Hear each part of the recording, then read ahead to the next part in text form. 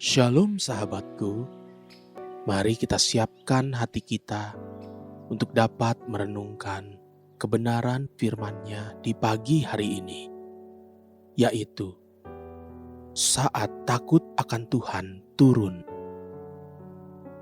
Mari kita buka Alkitab di dalam kitab Yesaya 41, ayat pertama sampai dengan yang kelima.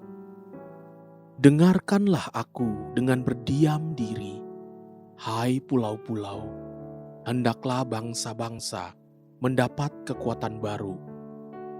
Biarlah mereka datang mendekat, kemudian berbicara. Baiklah kita tampil bersama-sama untuk berperkara. Siapakah yang menggerakkan dia dari timur? Menggerakkan dia yang mendapat kemenangan di setiap langkahnya, yang menaklukkan bangsa-bangsa ke depannya dan menurunkan raja-raja.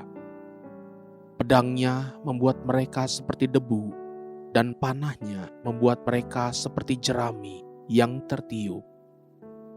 Ia mengejar mereka, dan dengan selamat ia melalui jalan yang belum pernah diinjak kakinya. Siapakah yang melakukan dan mengerjakan semuanya itu? Dia yang dari dahulu memanggil bangkit keturunan-keturunan. Aku, Tuhan yang terdahulu, dan bagi mereka yang terkemudian, aku tetap Dia juga. Pulau-pulau telah melihatnya dan menjadi takut. Ujung-ujung bumi pun menjadi gemetar. Mereka datang dan makin mendekat. Berkali-kali di dalam firman Tuhan, Tuhan menggunakan benda-benda di alam semesta seperti bintang, bulan, laut, pohon, dan lain-lain untuk melukiskan kedahsyatannya dan rencananya atas umat manusia.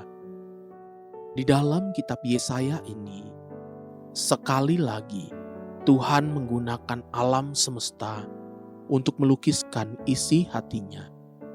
Coba perhatikan dan renungkan. Di Yesaya 41 ayat pertama sampai dengan yang ketiga, Tuhan melukiskan apa-apa yang sudah terjadi atas alam semesta.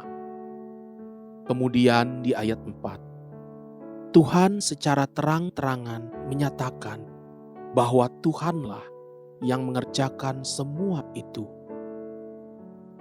Kemudian di ayat 5 dikatakan, pulau-pulau telah melihatnya dan menjadi takut.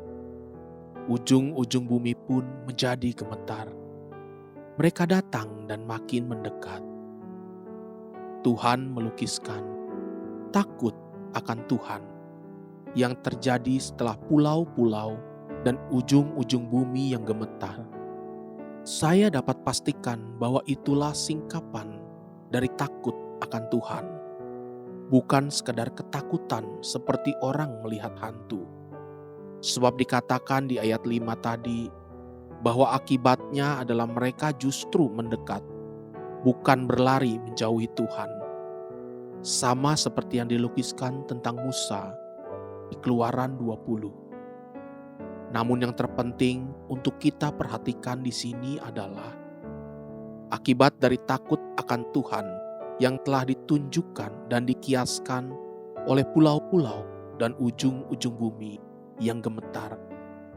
Coba perhatikan lebih lanjut. Yesaya 41 ayat 6 sampai dengan yang ke-7. Yang seorang menolong yang lain dan berkata kepada temannya, kuatkanlah hatimu. Tukang besi menguatkan hati tukang emas, dan orang yang memipihkan logam dengan martil menguatkan hati orang yang menempa di atas landasan. Ia berkata tentang patrian, itu baik, lalu menguatkannya dengan paku-paku, sehingga tidak goyang. Terjadilah satu perkara yang kita kenal sebagai kasih persaudaraan, persatuan, kepedulian satu sama lain, dan kerukunan seperti yang semestinya ditunjukkan oleh anak-anak Tuhan. Inilah satu tanda sederhana dari turunnya roh takut akan Tuhan pada gereja Tuhan, pada rumah tangga anak-anak Tuhan, dan setiap pribadi orang percaya. Haleluya, sahabatku, mari kita sama-sama berdoa.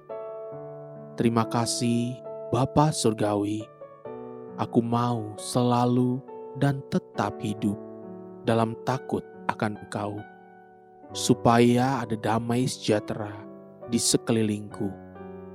Amin. Jesus loves you and so do I.